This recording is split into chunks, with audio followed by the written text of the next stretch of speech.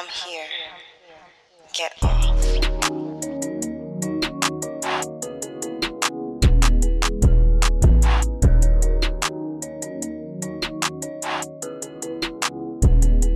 y'all. Thank you so much for joining us yet again. Today we are talking to Dr. Lanice Avery, pronouns she and her. Lanice is an assistant professor of psychology and women, gender, and sexuality studies at the University of Virginia. She earned her PhD in a joint program in psychology and women's studies at the University of Michigan. Yes, Midwest. Her research uses multiple methods to explore Black women's intersectional identities, sexual socialization, and how the negotiation of hegemonic gender ideologies and racial stereotypes are associated with adverse psychological and sexual health outcomes.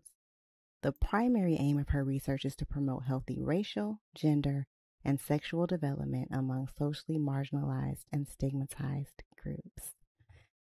Thank you for coming on. Thank you for having me.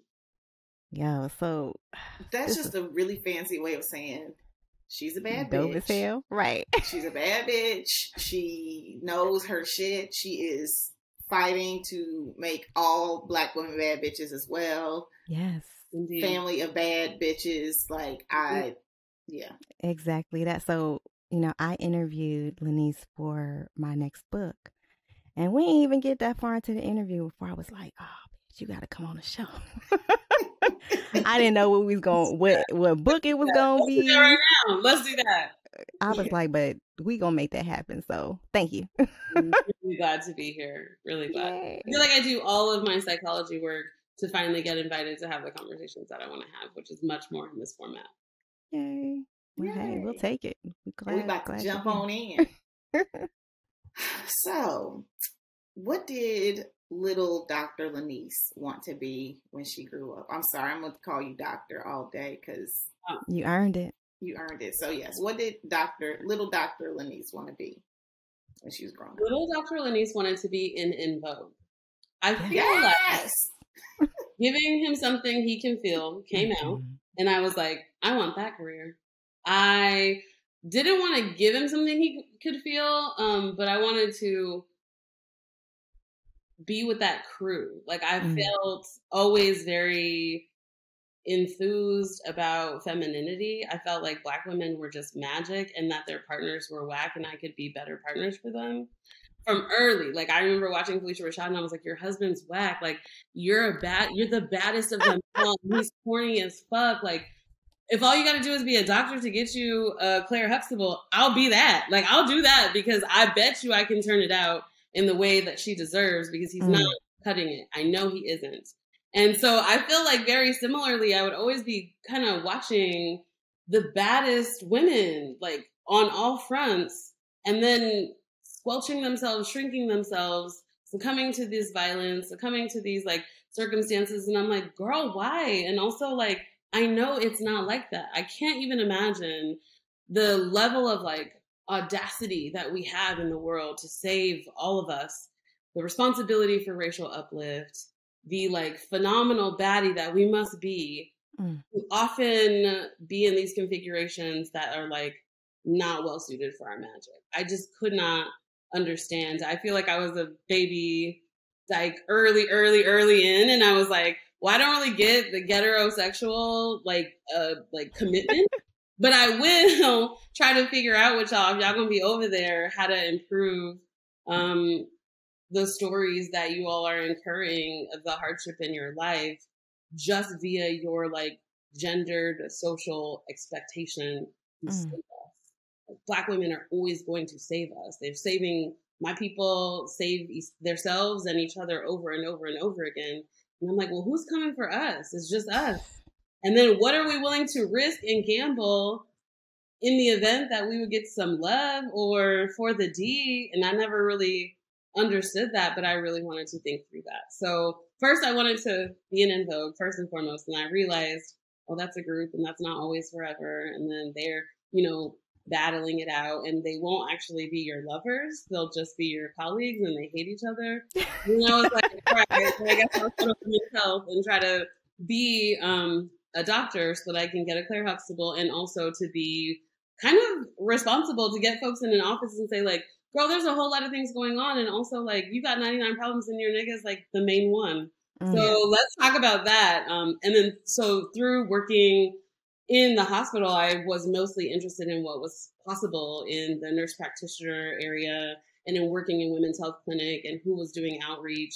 I felt like those people were smarter. I felt like the folks who came in had more information about what's happening in their worlds than anybody in the hospital ever did. And so I think being a curious bitch, infinitely asking questions sort of led me to this like community health venture where I work with whoever got the most dollars to make the most sense.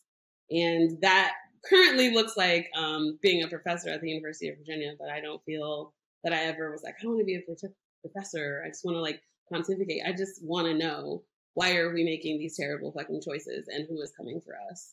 And until then, I will save them. And you can lay in my bosom while you like soothe your pains from what the world is doing to us and mastermind how we're going to once again save ourselves. Okay. Well, that's it. And now you see why we brought Dr. Lanice on because yes, Question, just back up real quick. Did you say heterosexual or ghetto-sexual? That's what I thought I heard. Yes, such a term. It is ghetto as hell. When I and I'm a gold star, been dyking since been dyking. That's all I know. But I have these, homegirls, and I'll be like, well, what are y'all doing? Like, what are y'all talking about? Like, what is courtship? Like, what's the pop off? Like, I just don't understand the pacing, and I understand it also looks like wild because it's like, we talked for 3 weeks and we're soulmates and now we live together. Like I understand.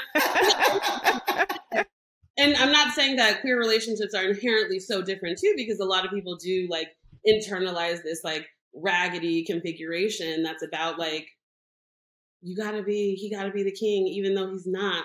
Like your role is to make him feel in somewhere in the world that he has eminent domain, even when he doesn't. And then just like make sure that he doesn't burn every fucking thing down in the like moment that you're trying to bolster that. And I'm like, but if you don't know, why would you do that? Like if you don't trust him to do that and it's you in the end, like why wouldn't y'all just state that up front? So I do think some of the logics of heterosexuality feel ghetto to me. That's not Earth is ghetto, I want to leave. I'm like, girl, like why? Like as a sexologist studying like pleasure, orgasm, and desire, and I'm like, and you're not even getting off at the end of it. Like, why are we here?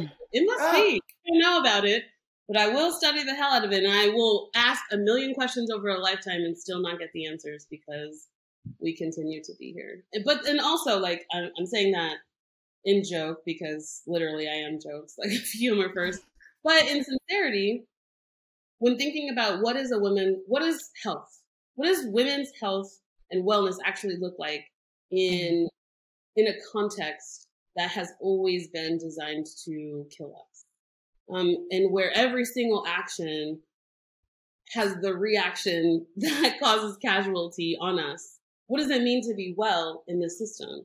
And what does it mean to be well in community? And what does it mean to be well in home when even your community and the folks who live in your home to sometimes add to like your detriment? And I think being in women's health and trying to think through, I started in an HIV prevention and reproductive health lane, and coming to these workshops with all of my participants. And I worked in emancipated youth programs, and I work with a lot of drop-in centers, and I work in county jails and juvenile halls. And everyone would say, like, all of this is worth it for love. If that's my dude, if I feel accepted, if he accepts me, if he makes me feel full, I will ride. It seems like not that big of a deal to get HIV if you had the opportunity in some way to experience that like love. That I'm calling this like transformative love, this radical like acceptance that gives you room to be outside of the body of shame, outside of the body of constraint. You actually just get to feel full and desired. And I was like, man, you will risk everything. Sanity, cents, coins, and actual freedom when we're thinking about it in like a context of confinement, like going to jail, for the experience of love. Well done. seems like that's what my question is. And so I have always committed myself to the study and the practice of love. Word. So what is, you do a lot, like we just talked about. What's your favorite thing about it? I have so many favorite things. One thing that is my favorite is how everyone will come to, and no matter the domain that I'm sort of doing this work in, I'll get listed. I think white people come and they're like, let's see what Black failure looks like as a spectacle. Or people come and they're like, she's attractive and she seems nice, so I want to be there to support her, but never really understanding themselves in life as being primary stakeholders to Black women's freedom and joy and pleasure. They don't imagine that that has anything to do with them. And by the end, watching them have to interrogate what have they done to kind of be complicit in this systemic harm that comes on Black women's bodies. And also, like, they are so thirsty to be down.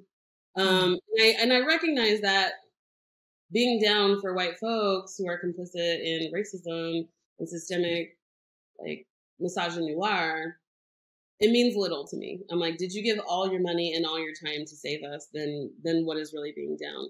But I do think watching what I have presumed to be the staunch, like, and committed antagonists of Black womanhood change their attitude and figure like, oh shit, that's where my freedom is too.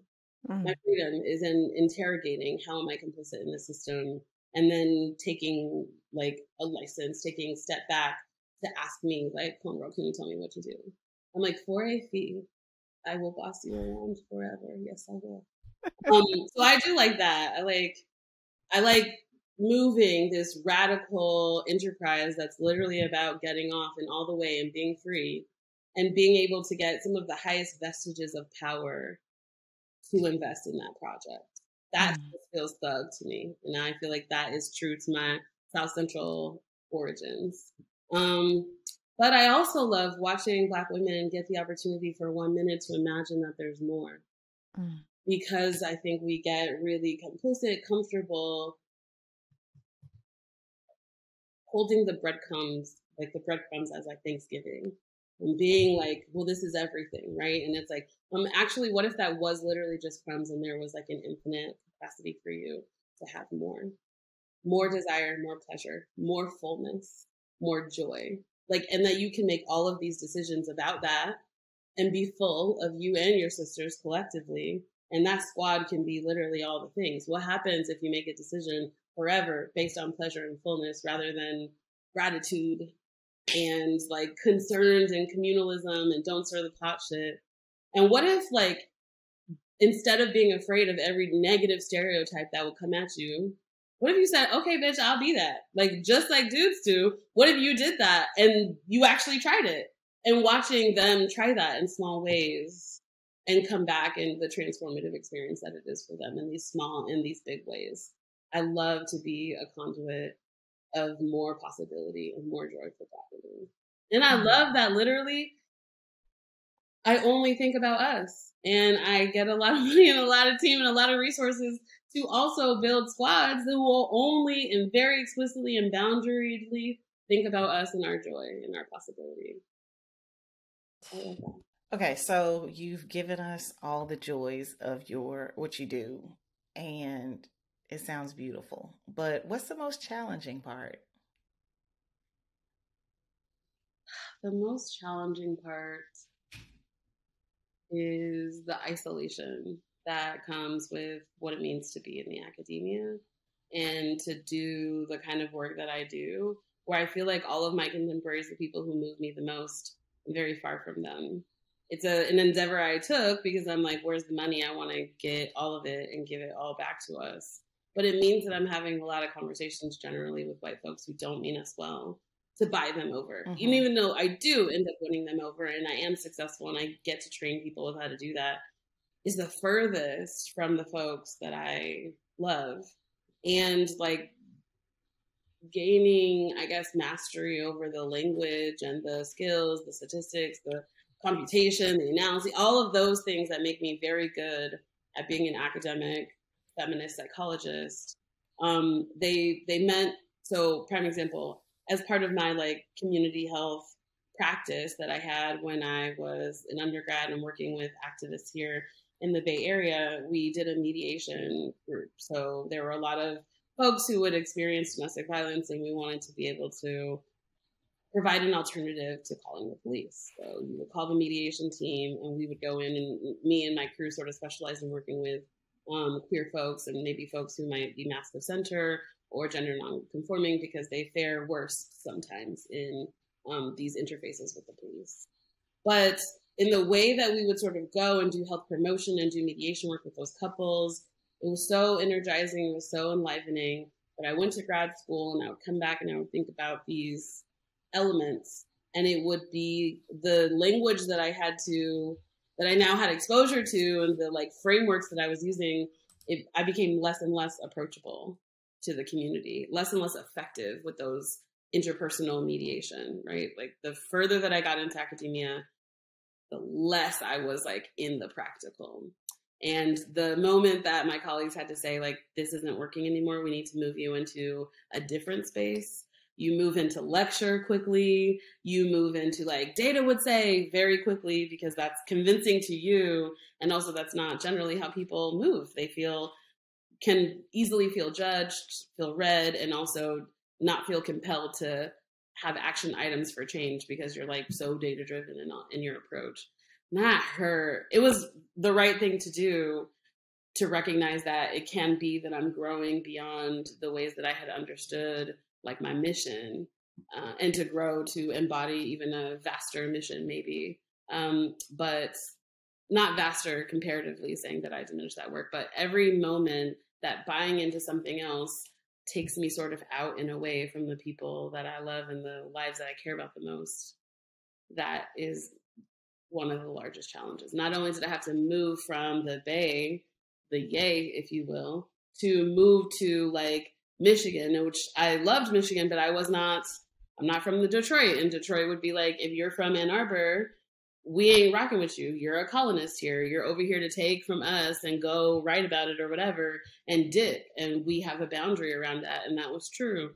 And then I I thought I was going to come home, but then I got this remarkable opportunity to do transdisciplinary scholarship with Bankroll Thomas Jefferson on some like, salvation for Sally Hemings moment. But I was over there in this really new and interesting context that had a lot of opportunities, but there's 2 Black women at the time that worked in my department.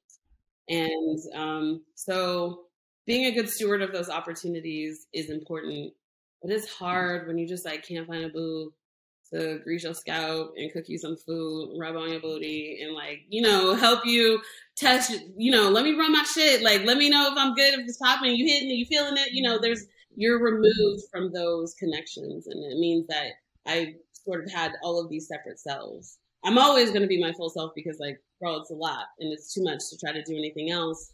But like being in community with folks who are doing that too, who are moving you, who are energizing you, is like increasingly harder the further that I ascend in the. So it's interesting. We always ask folks like, what was the prevailing attitude about sex in their, houses growing up? But I want to expand that. I want to ask,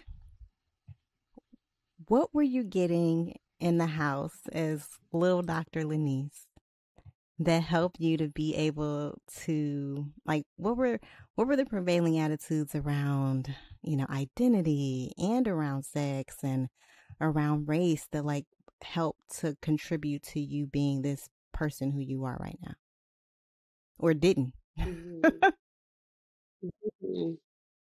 I was an only child my mom had 6 siblings. Everybody had like 5 kids. And I was the only me. And my mom, again, growing up in South Central in the 80s, it was the height of crack epidemic. Lots of men leaving all the time. Also, I'm Mexican and Black. So on the Mexican side, you've got immigration issues and ICE. And every day there's this, like, you have to say goodbye to your men and you may never see them again, right? And you don't know. And in that way, it felt like men always had room. They didn't have to do anything because, like, they're chronically endangered. It was so great to finally find John Morgan when Chicken Heads Come Home to Roost has this, like, framework or this chapter that talks about the endangered Black men and the strong Black woman, because that was the domain, that was the dynamic. Women are so assertive, and you need to cull that to nourish and nurture and praise these kings who are under fire, who are targeted and hunted. But what that meant is that sometimes they didn't feel like they had any socialization to be connected to any kind of opportunities or any sort of responsibilities. Because, like, every day that I make it home, the miracle has happened. So, like, drops to your knees, bust it down low, cook my food, and, like, we all can just be grateful. And it's women's then responsibility for everything: kids, family, parents, community, housing, home. Every single element fell to the shoulders of women. But women were so tight in my world making, like the way that I saw that, the way that my mom's best friends, sister, cousin, baby cousins, like from over there would show up to do the work that none of these absent fathers were doing. The way that if the money was tight, they would come together to do a catering event, to do somebody something in order to get that money so that you got your stuff, so your baby got school clothes or they get to go to their thing. Like the way that women like showed up and out for each other, Black women specifically, I was really moved by, energized by it, and was like, if I was going to partner with anybody, like, obviously it would be that, because I will never be out here. My boo will go the hardest, and I will consistently go the hardest for her. And there's a degree of reciprocity that we always have in Black sisterhood that I don't ever see is actually matched. But I do think that part of my family being, like, a lot of the women are very fair-skinned, again, having this, bicultural, like, contingency, there was like such a sexualization for like thug ass niggas. Like whoever that is, whoever just got out, whoever's buck, they're like, I'm about to tear that up. It will tear me up and down. And it will probably last for about 10 to 12 months before they like return to wherever they came from to get that buck in the first place. But what a ride and what a story to tell.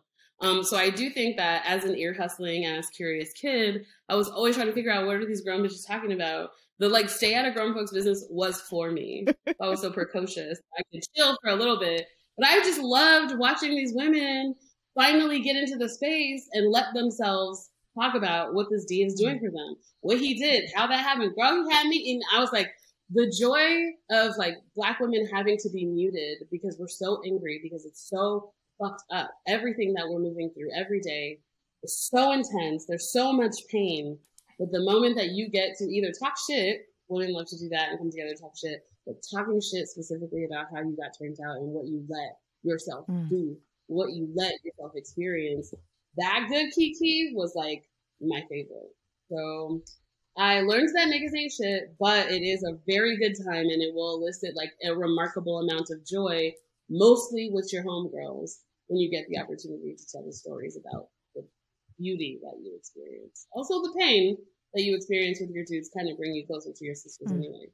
But it always came back to your sisters, which is why I was like, let's just chop out the middleman. Not even I feel like if we all over here, let's just be over here. Yeah.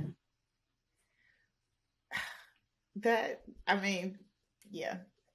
You just talking about like coming back with your girls, the kiki among the sisters, like that is, I feel like when I get together with my girls, that is pretty much what it's about, yeah,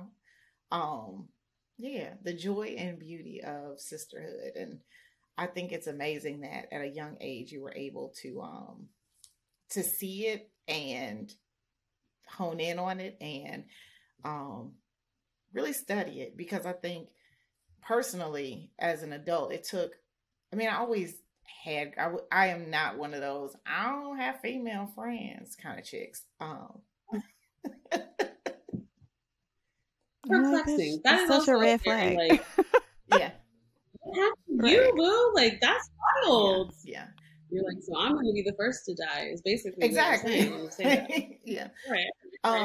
But I, but as of late, not too late, but recently I started to like really soak up and enjoy. I mean, like I've always enjoyed my relationships with my girlfriends, but I'm now like seeing the beauty in it and the joy in that. And it's very important for my girlfriends. I mean, I have a son, but my son sees it. I want him to see the value in it. I want all the all my nieces to see the value in girlfriends. It was interesting. I was out of town last week, and my girlfriend's daughter was with us, and we were like, she was running errands, and she dropped her daughter off, and she got dressed, and her daughter was like, "Where are you going?" She was like, "I'm going to see my girlfriends." "Why are you getting dressed up?" She was like, "You always get dressed up to go see your girls." That shout out to all my hoes. Like, shout out to all my girls who know we show up, we show out for each other. Because I mean, on a date, you're gonna get some comfy, some flats, but for my girls, bitch, look at these heels. Yes. And also because they're the ones who are gonna say that. You might get a compliment or something, but sometimes like folks who ain't in don't even know what they're looking at. They're like, something happened. I see the energy, I'm feeling that, but I don't know, and I can't tell enough to really appreciate what did you do, like, and how much time did all of that take. Like, I see it now. I see. Like, see it, yes. Eat it. Yeah. And if you don't have a refined palate, then you're for what? What's like it looks good? No, this is a new shade of lipstick, and only my girls can get that. And it pops. Look at this texture. Look at this color. Look at this wear. Like, I think there's so many domains, and we have the most robust analytical possibility for appreciation and love. And also, when you read Audre Lorde's essay Eye to Eye, talking about hatred, like the fact that we get so much hatred in the world, she says Black women like eat hatred like daily bread in the world. It's easiest for us to give that to one another. So you have all of these women who are like, understand Black women as their primary adversaries in life, or their obstacles in life, far more than like the harvest, the heaven, the richest place of love ever. And I love for people to just move into that zone. And I appreciate one by one helping many Black women land and realize like, oh, this is the Disneyland that I can die on. This is the mountain. Yes. We're building promised land and ushering everyone to it. So okay, so we invited you on the show because last week we read this story called 4-Letter Word, and it centers around the theme of sexual identity. The main character really has trouble kind of being her full lesbian self. And we know that your research focuses on like how people internalize those bullshit ass standards. Tell us a little bit about how the suppression can impact the way Black women move through the world. That's a really, really, really big It was Kenrya's. Throw me under the bus is fine. No, that's a good ass question. I just, like, I'm giving credit where it's due. I was just gonna be like, where you get that duster or whatever, but it's cute too. It's a blazer. I mean, it's got leather. Oh shit. Okay. Yeah. No, I think I can answer that from so many places. I can most recently just tell you 2 ways that I've studied and thought about that is we have this concept in social psychology called Metastereotype Awareness. And what that means is, I think for some people, we think about stereotypes and whether or not you believe them is what will catch you up. So like, you think about kids and you're like, somebody doesn't believe a girl can do it. And it's like, doesn't matter about them, boo. Like, you can, and so you will. And then the story is in many storybooks, then you do because you believed in yourself. But Metastereotype Awareness says, like, you don't even have to believe that girls perform worse. The notion that you are aware that other people think that girls perform worse means that you will inherently perform worse, right? It is a kind of combination of stereotype threat. And I started wanting to know about like, well, how does that work for women who are negotiating around this assumption for Black women always? that we're negotiating around this narrative that we're hypersexual. You got Missy Elliott saying like, pussy don't feel me now, I got just something else, I don't want nobody but me. But also we know that if you're too eager, if you look too wanton, if you look too, skilled, then use a hoe, right? And that you're only good for a good time, and then you become suspect. If you have too much sexual agency or too much interest, you look suspect, right? It challenges your domains of femininity or passivity or whatever the narratives are that we have for women, particularly in heterosexuality, but also in queerness around femininity, to look agentic and interested and thirsty. You're not allowed to do that.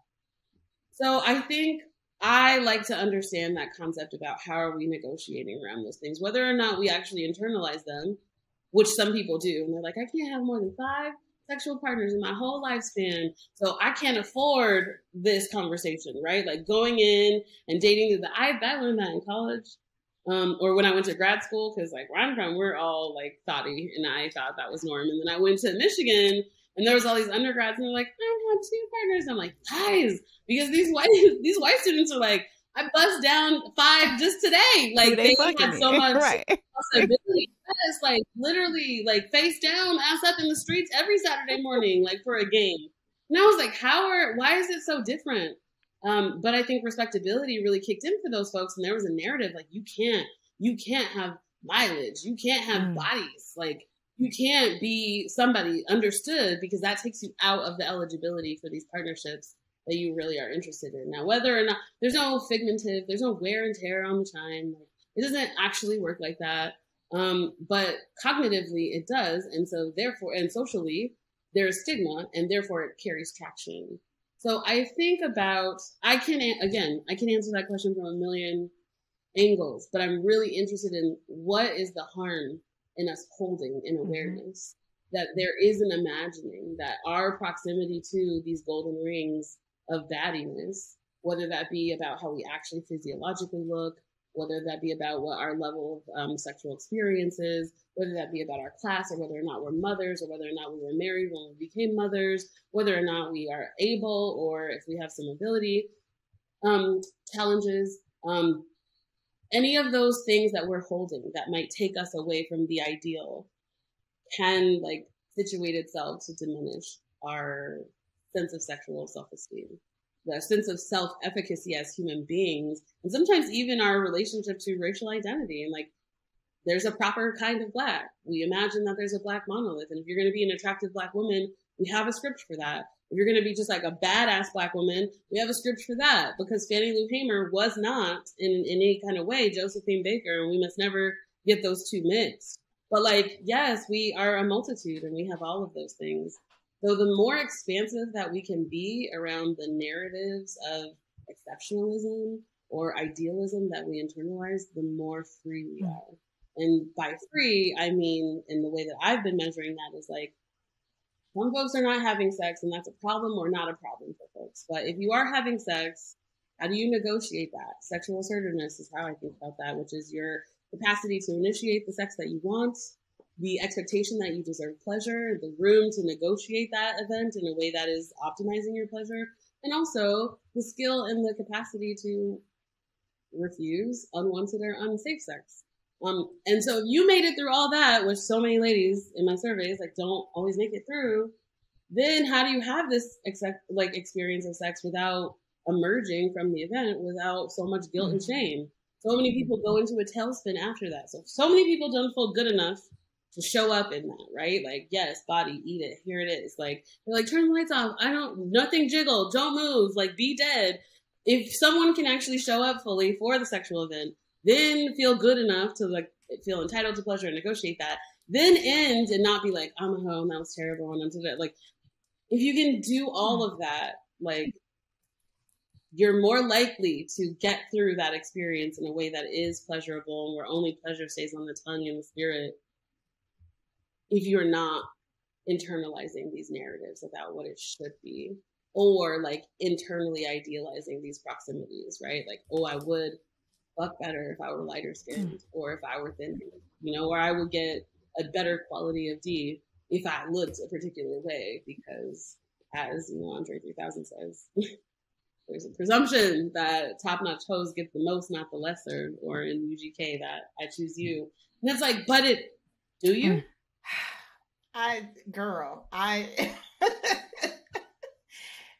It's wild. I'm like, you were over here preaching to me. Damn, you preaching. Okay, I'm just gonna, we're gonna, once this is off, because I don't want to, bitch, you preaching, like you legit brought tears to my eyes. Yeah. So I know in some parts of your research, you kind of look at the ways that media kind of influences that development of that gendered racial identity. Can we talk about how media has us fucked up and how it contributes to us not being able to fall into that pleasure in that way? We can. I always want to stand a little bit for like, we'll have to like classify that by nature of how I study things. It's like primed to study the worst. Psychology studies the worst or the absence of worst and presumes that that's best. And that is not best. If you're not studying best and you're not expecting to find best, you will not yield best. So I have to say that. I do try to do different kind of things methodologically to optimize the possibility for best, including having measures of literally best. And also I find worst a lot. I find in my own personal life, misogyny sounds good as fuck. And there is a way that even when you don't hear the lyrics, a repetition of the ethos or the mission still couches itself in your spirit somehow. You enact those things. So we find a lot of times where you will have like hip hop is the worst, like, right? When you look at the lyrics, some of the things that I've done, one of my first studies in grad school was looking at, I wanted to take whatever we're talking about in terms of like gendered scripts and what is positive about femininity, what's negative about masculinity. And I wanted to see how much are we actually talking about that in Black music. So I looked at 25 years of the top charting hip hop R&B songs or songs performed by Black artists. And I wanted to see to what degree, how salient is the message that like, this just ain't shit, like about hoes and tricks. How is it? If it comes out 95% of the time, like it does when we talk about hip hop, then great. But it didn't. It didn't. Men had such an expansive capacity. It did. Some of these narratives did change, but also men in music got room to be lovers. They got room to be depicted as feminine, to be depicted as saviors, to be depicted as like in need of romanticism and interested in that just as much as they got depicted as like shoot 'em up, dangerous, risk taking, like I'm everything, like I got all the money, like all of those narratives. Also, I got researchers at the University of Michigan to like read Rick Ross, and we'd have to do it out loud in a meeting. And I didn't say that was my favorite, but I have to say in my whole research career, that was probably my favorite. Getting my advisor to say like bitch ass niggas like many times because empirical research. I still feel good about that. Anyway, she would say like, I'm gonna say ban or pan for punk ass niggas, you know, but she wouldn't say it. And I'm like, just say it. You know, so you can say it. If you can't say it, then you shouldn't be listening. She's like, I don't listen. I only like Pharrell's Happy. Like that's what she was listening to a lot at the time. I think she is such a happy person, so I appreciated that. But I was like, listening to Young Nigga Move That Dope also. Yeah. Like, why does it sound so good? It sounds good. Misogyny sounds good. So to that end though, when you study like exposure or consumption of that rhetoric, you don't buy like, it's not a one-to-one correlated. It's not like the more you listen to Future, the more of a hoe ass bitch you are. Period. That's it. Or the more you listen to Nicki or the more you listen to any of these things, the more of a hoe you are. It's never that. So I appreciate that my work finds that there's not that unidirectional relationship between consumption of these messages that suggest Black women are fucking bottom rung.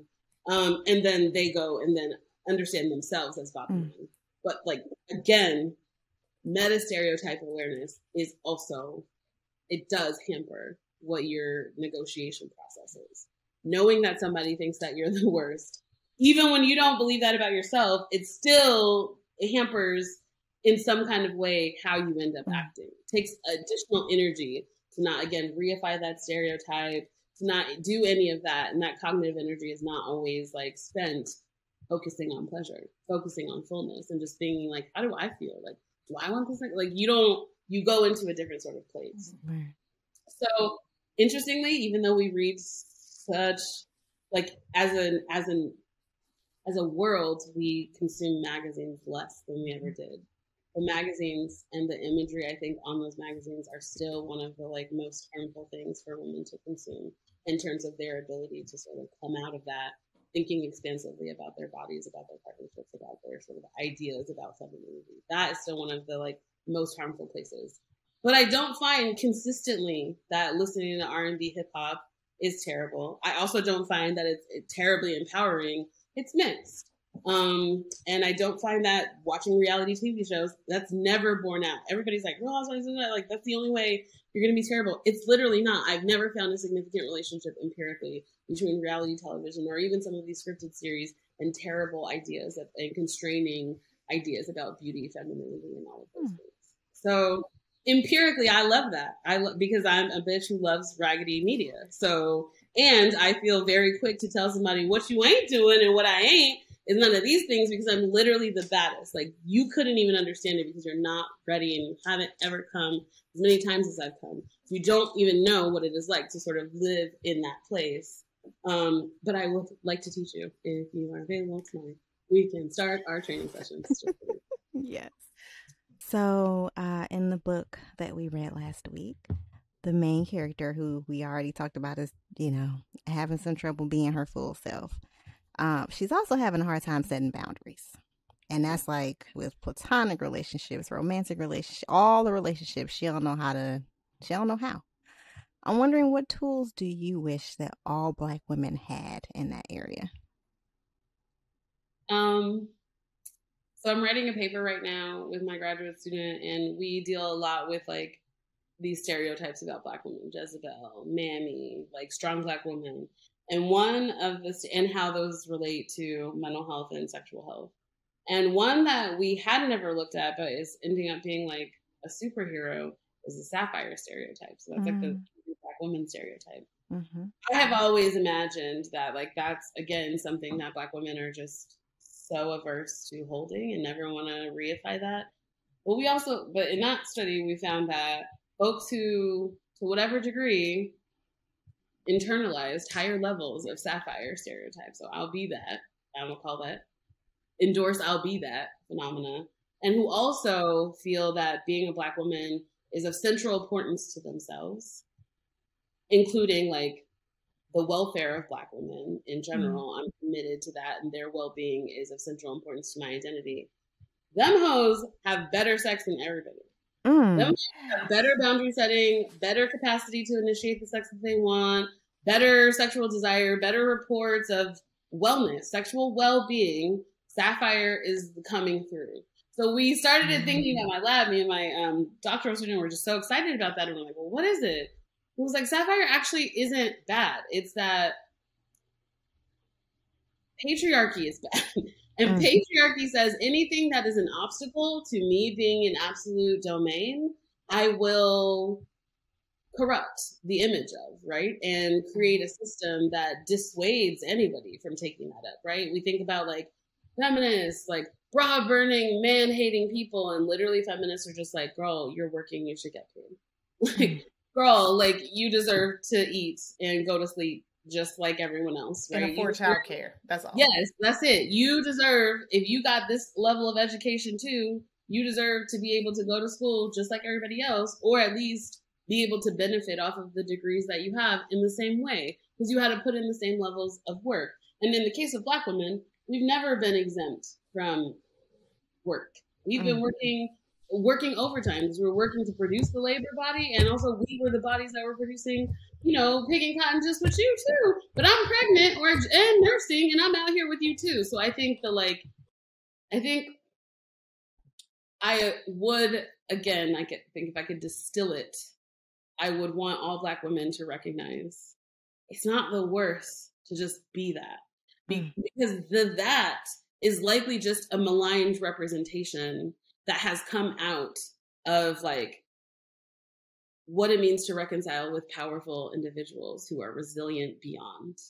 And if you fueled that, if we just said Stacey Abrams is literally all the things and focus on the fact that Michelle Obama, whatever it is, but like killed it at Harvard Law and maybe was even a better lawyer than her own husband, if we socialize everybody to internalize that, then we would be in trouble as a society that really rests and functions on its like subjugation of Black women. So I would challenge everyone to recognize that like baddie does get you into a place where you have to, because masculinity is so harmful, toxic, and often dangerous, and because Black women's stoicism often is about like presenting to be invulnerable or superhuman, it does mark you for danger. But in the day-to-day, you might actually have more agency. In the day-to-day, you actually might get off harder if you went in like being that, rather than if you were so focused on how to not be any of the things that take you out of the running for the most. Right. Yeah. So you were just talking about being superhuman, and this is not that, but I do want to know, what's your superpower?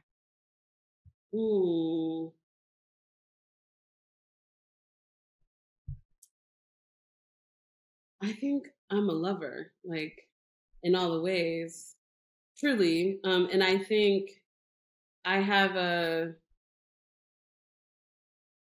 pretty robust capacity to bring love, to like make love happen and community happen among folks who could have never imagined that community could happen in such a way. I get to do that, but I just always envisioned a possibility that wasn't there, and I'm good at manifesting possibility. And that possibility often looks like, sometimes it's like Rihanna's like work performance on that stage where it was like the party that you always wanted to be at.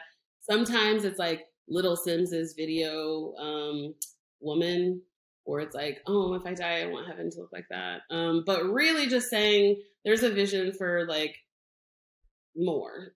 And I think it's a superpower that I'm unwilling to accept the lesser life in any kind of way. I have like an insatiable need for everything that I need, and just being able to work to go get it. I don't acquiesce well, but I do feel like I'm able to like create community and create like collaboration across difference in a way that is pretty skilled, I think. And I've been doing that since I was younger. I also think one of the things that I have that is a superpower is people don't know what to expect from me. They're like, you're a cherub, but you keep saying you want to fuck me, and I don't really know what's happening. Or like, you're a Negro and you're talking about Beyonce, but somehow I really want to like run data with you. I think there's this like, maybe like to bring in, I don't know, what was that terrible show? But they had the like vampires glamour you. Oh, True Blood. True Blood. God, yeah, I watched that shit. It was hate watching at the end, but yeah. So bad, but you couldn't. God damn it, I'm so glad to suck you again. God. She's a fucking worst. I don't know that I'm like glamoring for manipulation's sake, but I'm glamoring the like white supremacist patriarchy sometimes to be able to get our feet in the door. And they are never then able to look at us 100% the same afterward. And I appreciate that. I feel like I'm trying to do that with my literature. I'm trying to do that with my field. And trying to do that like on an individual, on the meta level, you will put respect on Black women's names because we are literally everything. And if you try to check me on it, I got all the receipts that you don't have because I studied everything harder than you ever will. So then you lost. That. Before you even fucking started. Yeah, you lost. Trust that. Yes. What are you reading right now?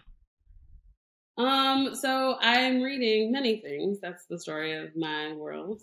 I'm rereading. Jennifer Nash had this book called Black Feminism Reimagined. It's about intersectionality and kind of a rethinking on how we might be able to utilize intersectionality. And there's this author, Christina Sharp, who has this book called In the Wake. And I just think her prose is like remarkable and comes as a psychologist who knows that like nothing good for Black folks come out of psychology, I really find so many energizing theories about what wellness actually is. I think all of us can tell you what the fuck we hate. But when you say, what do you love? Like, what makes you full? Answers are thin often. It's hard for Black women to like live there. So I think always rereading Adrienne Maree Brown's like Pleasure Activism, thinking for like, what's a testable question here? Thinking about like, what is actually being intersectional when you're not being just like thinking about these dimensions, like how do we be richer in how we're thinking about that in science, not necessarily in theory, but how we take that up in quantitative psychology or psychological science. And then what does it mean to like be post antebellum enslavement? Like, what does it mean to be well in this context? I think Christina Sharp talks so beautifully and richly about that. I've never met her. I hope to meet her one day, and also not be gay when I meet her because of how I got turned out by how she talks about that possibility. But I think so hard about what is wellness. I'm reading the fuck out of psychology about their pathological models of knowing, but also recognizing it is very hard to think about wellness. And it's only like a Toni Morrison and a Maya Angelou that can really get me to like be imagining that I have to in order to be able to measure something and then offer that back to us as a strategy for how to be socialized. And I talk to these content creators who are making media imagery about us to put those storylines in so that we can begin from an early age a collective thinking about more and not less. Word. What's turning you on today? I have a new girlfriend, and she is so sexy and so smart and so brilliant. And she's an English professor who studies Black lit. And she's such a boss. It's very hard to outboss me, but when ladies can, then I'm like, so, like, what are you doing for forever? Are you ready for that or not? But I am a sapiosexual, so I'm very intellectually inclined, but also I'm looking at your titties while it's happening, like the two of those things, which is why Black feminism is perfect for me, as a field and as like a conflict, like a physiological place. So she is turning me the fuck on and out. I'm here for it. I'm like, yes, like that is everything. People generally who are giving themselves over, not only to the labor of love, like, but also to the practice of love, and then to the benefit of love. Like, so many activists are working hard, but they're not like working hard in the experience part and working hard in the delight part. If anything, sometimes we work so hard that we become unable to be in pleasure. We only understand that to be a disarming moment and in danger, but she is able to think very deeply and bask endlessly in the depths of pleasure. And I'm like, let's be there. Because that's what it's all about. Yeah. Yeah. Love that. Okay. So, we always do like a lightning round, rapid kind of a situation. It's fun. And this is Erica's question. It is a very good one. And it is, please rank these couples from most trash, toxic to healthy. Knowing, of course, that this is very subjective. So I'm going to give you the couples and you rank them. So Whitley and Dwayne, Gina and Martin. Oh, you going to write them down? Yeah. Yes, okay. Gina and Martin. Melanie and Derwin. Sinclair and Overton. And Rainbow and Dre. Heterosexual, all of them got their passes to that. Oh. Damn, they are all heterosexual, but that also shows the fucking dearth of like, where's everybody else on TV? Strangely, I would say like Chloe Sinclair. I think they have it best. I think they probably experience more pleasure than everybody. They're less they're less mired down in these like notions of what should be, and then less mired down by comparing themselves to what is being approximated there and what isn't. They're in their own vision. They got their own language. They got their own land. And in that way, like their love story, I think is remarkable. I mean, I'm not interested. I don't personally find like quirky or like whimsy. Too much whimsy is like not, it doesn't hit. It ain't for you. All I got is quirk. I have no fine assholes that come through with all the swag. I'm like, where's that? So I feel like I'm utterly inundated in like quirk. And I am from South Central again, and I just want like be a baddie, like can like do that. There's a lot of ways to be baddie, but like we also know it when we feel it, when we see it, when we touch it. But I think that couple on Living Single, we don't think enough about how their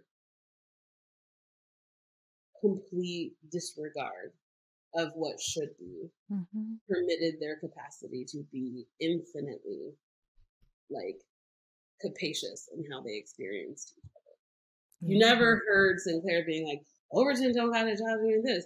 Overton, he ain't doing this. It was never. And he was never like, Sinclair, like, how come you're not running anything over there? How come you don't lose weight? Or how come da-da-da? Like, what, like, nothing. They never had those conversations with one another. And I think in that way, they got to be probably the most free of all of these couples. Love that. What are your rankings? How would you rank them? I'm with you. I actually think that they have the healthiest relationship of them all. I just think that they're so incredibly sweet and loving, and like you said, they really weren't worried about what everybody else was doing. Like they knew that they were for each other, and they made that shit happen. And it was always all love, no matter what else was going on around them. Okay. Yeah, for sure. Erica is also saying me too. Yes. Okay. So what's next for you? What are you working on? Well, I am working on a million things. I'm working on queering Black body image. So I've thought a lot about how these approximations of white beauty norms happen for Black women, and how like femininity can fuck you up in the game, even when you are close to it, close to the ideal. Again, back to that question, like if you're the closest to a 10, do you win? And my surveys say no, not necessarily. If you have this doubt, like what is your attitude? And what are your beliefs? And those sometimes have more bearing on what your outcomes are. But I didn't get to think about that among a gender expansive group. And I didn't think about that among Black women who aren't necessarily trying to bag a cis het dude, to think like, well, how does body image actually work there? And how does the strong Black woman work for folks who are non-binary or maybe mass presenting or who don't buy into femininity in the same way? I just want to know, like, does body image like serve as a precursor to not only mental health, but also sexual health in the same way that we find for heterosexual Black women? So that's one project that I'm working on. I'm working on another project that is thinking through how in the field do we measure whether or not your media was impactful. And I want to learn that to be able to see like what is the opportunity to utilize media, digital media and television media as an intervention on Black femininity socialization. Like if we can socialize, I don't know if it's going to be the Sinclair James phenomena, but certainly more Sinclair James than it would be Regine in terms of how to be in the world. Sinclair was happy, hella happy.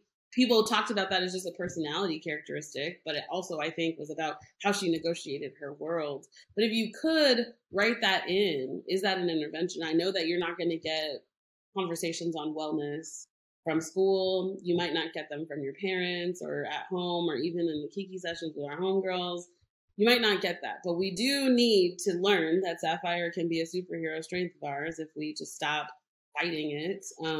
We can learn any of the topics of any of my papers recently, and it might be that we have to talk about it in a larger landscape where people are watching these media. We're in a moment where like you got your Issa, you got your Ava, you got your own, you got everybody who's like on these Netflix shows. They're so hungry for content that's culturally targeted. But if you're not saying the right message, then you're just going to reify the same like domination that we've got here.